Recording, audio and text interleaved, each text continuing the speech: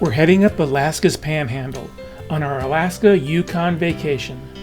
Our next port of call is Juneau, Alaska, where we'll be starting our visit off with an underground mine exploration tour. We're heading up to the Gastineau mine, at one time the world's largest gold mine. The mine and associated mill primarily worked on compressed air and water, provided from their own hydroelectric dams. After spending some time looking around at the old equipment, we were provided with hard hats and hearing plugs, and were introduced to our tour guide. My name is Gary. I will be giving you the tour. I do have 37 years of mining experience behind me, so I think I can answer about any question you have, okay, from that. Where we're standing right now is called the portal. Now your left side, your right side in the mine is called the ribs. The rock over your head inside the mine is called the back, okay, and that. As you walk in, you'll see a tag in, tag out board here on the right. Every person that went underground had to tag in. When they came out, they had to tag out, okay, and that. This mine is a very, very old mine. They started this mine in the early 1800s. They closed it down at the beginning of World War II. After the war was over, the price of minerals dropped so low that it was not feasible for them to try to reopen at that time. Okay, now this mine is a very, very large mine. This mine has got 164 miles of tunnel under this mountain. It's on 15 different levels. Where you're standing right now, you're standing on level 10. So there's 9 levels below us and 5 levels above us. Okay, and that. Now this is a quartz vein. Now quartz and gold are like magnets. They attract each other. So wherever you find a big quartz vein like this, there is a good chance you can find gold also, okay? The type of mining done here is called drift mining, where they use explosives in horizontal tunnels called drifts.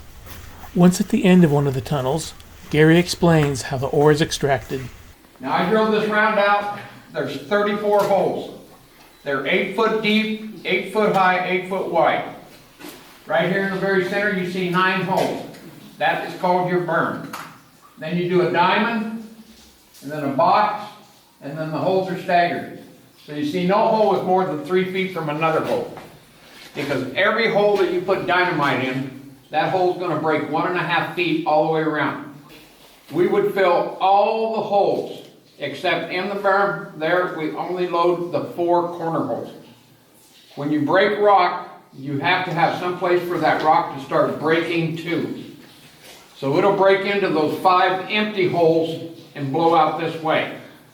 And then the diamond will do the same, and then the box will do the same. Okay, for now, okay? For driving drift, like I did here, you would use this Gardner Denver 83 jackleg, okay, and that. When I demonstrate it for you, you need to watch my hand. My right hand will be on the air control knob. And if I roll my hand forward like this, I'm increasing the air.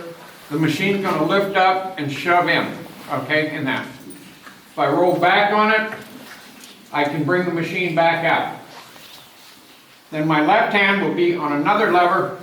If I pull the lever back toward me, we're going to be cleaning the hole out. If I throw it forward, it's going to be drilling, okay?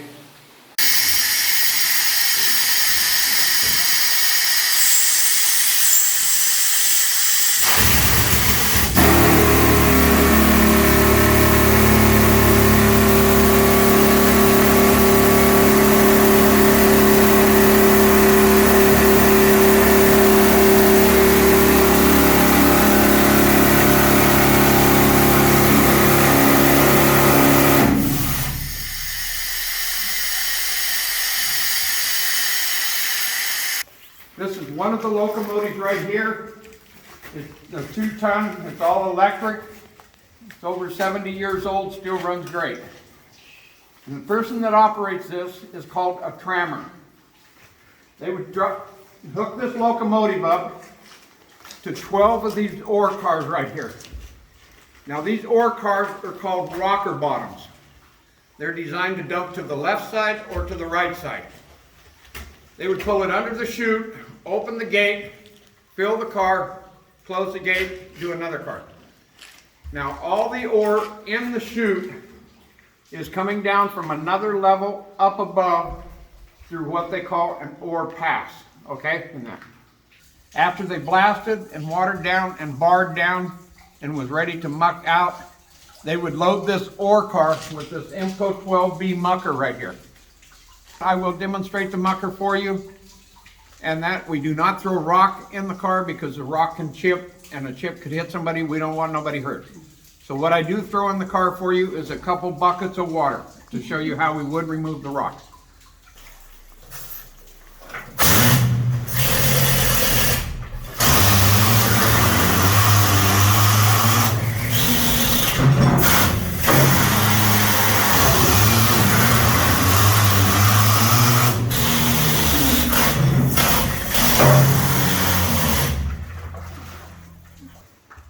All the rock in the mine had to go through the jaw crusher because the jaw crusher had to break the rock down small enough that it could go on the conveyor belt without damaging the belt. So once it was small enough, it would fall out of the jaw crusher and go into the ore bin. Now the ore bin is a large opening up there. It's 50 feet wide, 50 feet long, 150 feet deep. It'll hold approximately 7,200 tons of rock. Now you did notice he was walking uphill here, right? And that is for a reason. This was called the conveyor drift. When this mine was operating, this was a primary way that they moved the rock outside. They had two large conveyor belts, and they go all the way outside and into the back side of the mill, where it would dump the rock into the mill's crusher. After leaving the mine, our tour continued with an explanation of the mill. This is where the ore is further processed and the gold extracted. This was the Gastineau Mill. This was the largest mill for the mine. The AGM mine itself was the largest mine in the world for quite a few years, for a couple decades actually. They had produced about 3.5 million ounces of gold in their lifetime. And they had very low-grade ore here, which means they had to go through a lot of rock to get a little bit of gold. So they'd go through, on average, they'd have to produce about 16 tons of rock to retrieve 1 ounce of gold. So 16 tons of ore produced 1 ounce of gold. So very low grade, that's almost unheard of in today.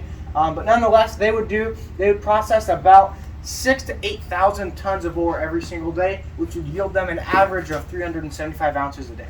So they did pretty well, and like I said, 3.5 million ounces of gold was produced here.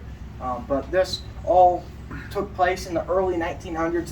This picture was actually taken in 1914, just a couple months before they opened up this mill site. This is where we are, and this is where you guys just were, up in the tunnel with Gary. So the tunnel actually feeds in right about here, and it brings the ore into this building to be milled. So then I'll walk you guys kind of through this process, but they'll crush it down. You guys saw the ore bin. In the back of the tunnel, that's where the ore bin is. That's where they kind of store the crushed ore until they're ready, and then they'll bring it forward through the tunnel you guys were just in on the conveyor belt, and then as it's ready, the mill will mill it. Our final presentation is a demonstration of some of the equipment that was used to actually crush the ore. This is a stamping mill. That flywheel was originally connected to a high-pressure water wheel, which, because of convenience, we have it to an electric motor. These cams will raise the shafts up and down and be able to pulverize the ore into sand-sized material. The big stamp mills, the industrial stamp mills like they had across the way, those had 5 shafts in them, weighing between 500 and 1,500 pounds. This rotates at about 30 revolutions per minute. Those were about 90 revolutions per minute. Those mills alone were about 12 feet tall, almost twice as tall as this is. So I'm going to start it up in just a bit, but the way it worked, you had a bin back here of your pre-broken up ore rock, which would go into this slot back here, down into this hopper. These shafts will come down, pulverize the rock into sand-sized material. We have rubber pads down here in the bottom of this, so it's not nearly as noisy as it normally would be.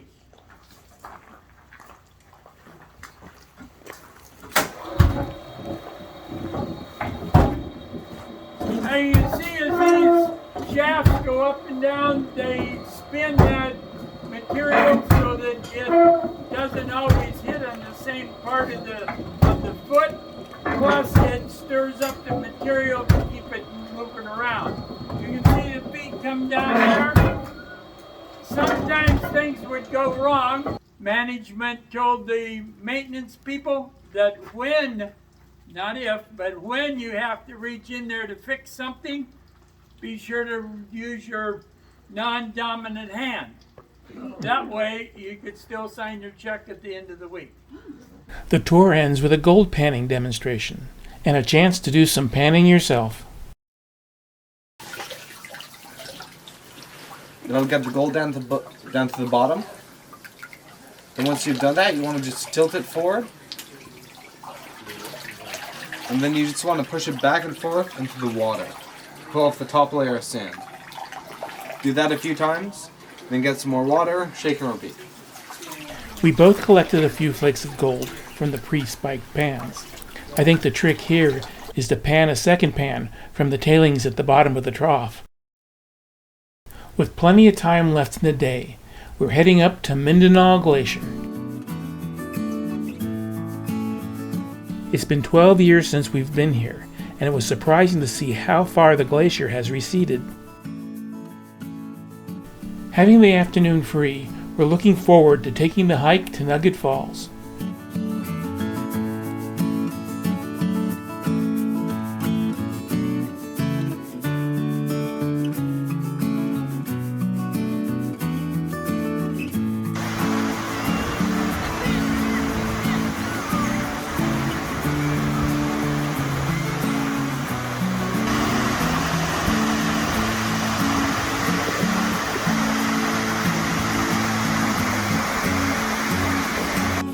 After spending some time looking at the exhibits in the visitor center, we got on one of the tour buses heading back to the ship, since they weren't checking for tickets.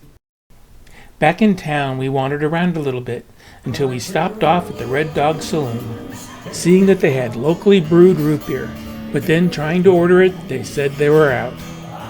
As it seems with a lot of our trips, someone's always singing John Denver's Country Road.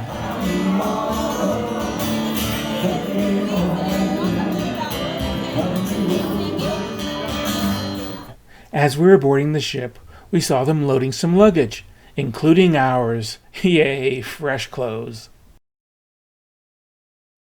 Our next port of call is Skagway, known to be the start of the White Pass Trail, one of only 3 routes into the Yukon used by the prospectors during the 1897 gold rush.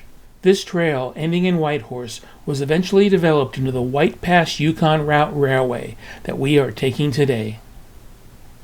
We were taking this narrow gauge railway up to White Pass summit, then taking an hour-and-a-half bike ride back down to Skagway.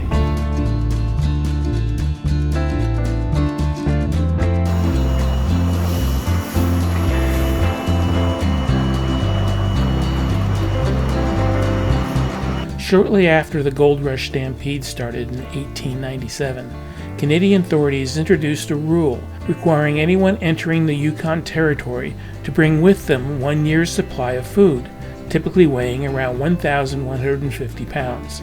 By the time the camping equipment, tools, and essentials were all added up, a typical traveler had to transport up to a ton of equipment just to be able to enter the Yukon Territory. This required each prospector to take about 30 round trips, taking about 90 days.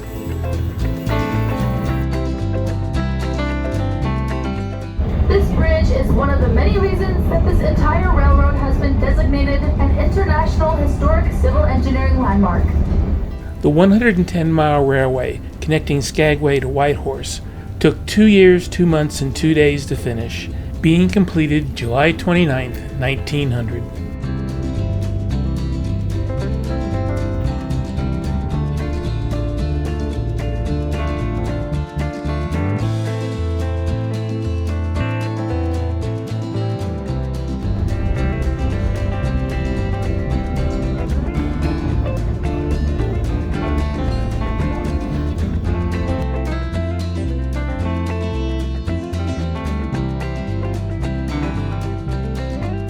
After reaching the summit, we were soon on our bikes. The ride is mainly downhill, with only a few sections where you had to struggle to get up the grade.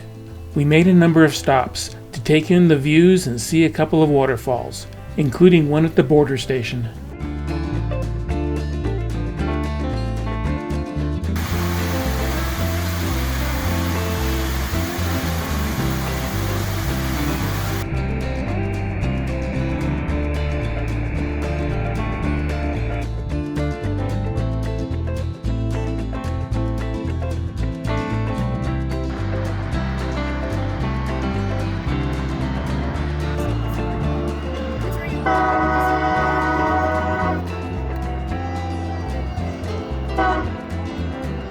Arriving back into town, we wandered the busy streets, looking for a place for some refreshments.